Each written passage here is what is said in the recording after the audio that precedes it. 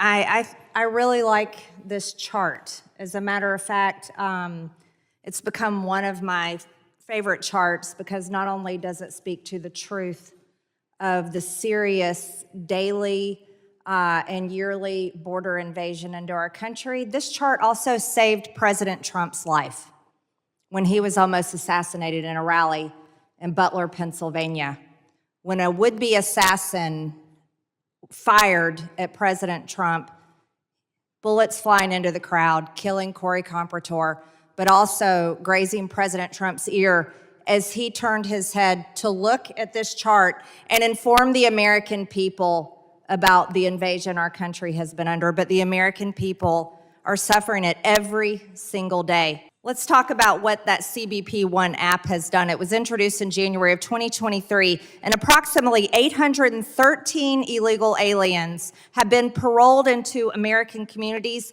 in all 50 states, with 96% of the aliens they are released in, 96% of the ones that come to ports of entry by making a handy-dandy appointment on an app that the Biden administration has provided to anyone all over the world, by the way.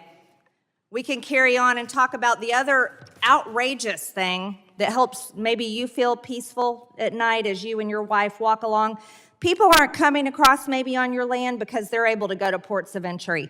Another way they're able to get into our country is by flying in from other countries. 530,000 inadmissible aliens have flown directly into U.S. airports. Maybe that's why you don't see a giant flow across your land, Sheriff. Let's talk about jobs. You were saying jobs. They want to come in and they're pursuing jobs. Oh, the cartels are getting jobs, all right. Cartels and coyotes are currently making around $13 billion a year in human trafficking. Our wide open border is definitely providing jobs. 26 times more than that of the previous administration under President Trump.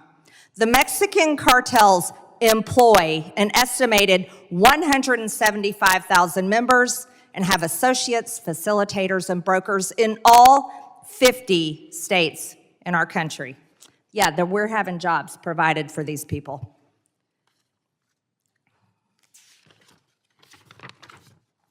You said certain policies smack of racism. For example, walls. I'd have you know, Sheriff, there are 77 major border walls around the world. 45 countries are planning and building more. Walls are not racist. Walls keep people safe. And this country is not safe. People are being murdered every day. The woman you're sitting next to's daughter was raped and brutally murdered. That's not funny. Walls are not racist. Thank you, Mr. Chairman. I've got a lot to get through because we've got about 4 years to walk through. That chart, of course, mischaracterizes when Mr. Trump left office, but there's no question that the problems at our border have significantly increased over the last several years. We can debate the cause of that, and we have debated the cause of that. There's unquestionably a lot more climate migration. There's unquestionably a lot more authoritarianism in Central and South America that is leading to political persecution and to people wanting to flee. But there's a problem. And what happened is the administration began to address that problem as it was increasing.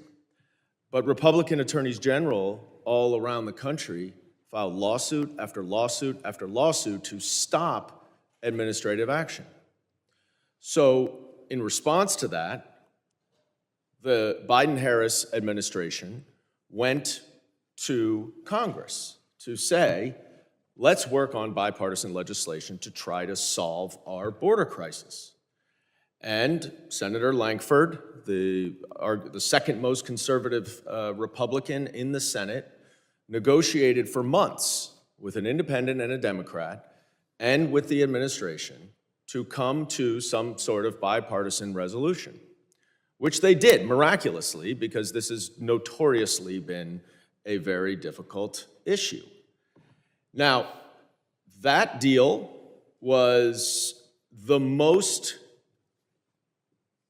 conservative border security immigration bill that's ever been agreed to by any Democratic administration. It had a number of different provisions, but I think most importantly, would have dramatically streamlined the asylum process. And let me just say something about the asylum process, because there's a lot of talk about legal immigration and illegal immigration.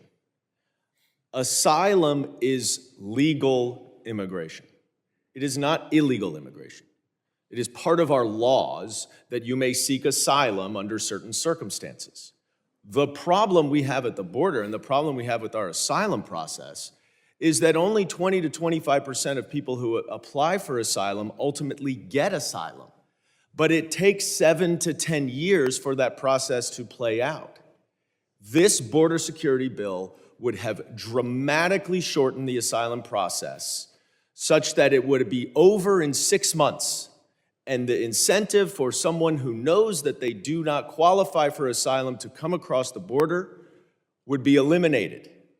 And many of those 75 to 80% of people who are not eligible for asylum would not come here and would not be granted work permits.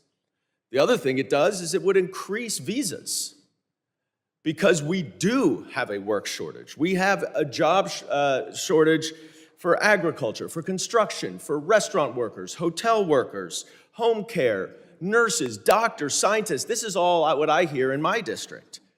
We need to increase those quotas. That bill would have done it.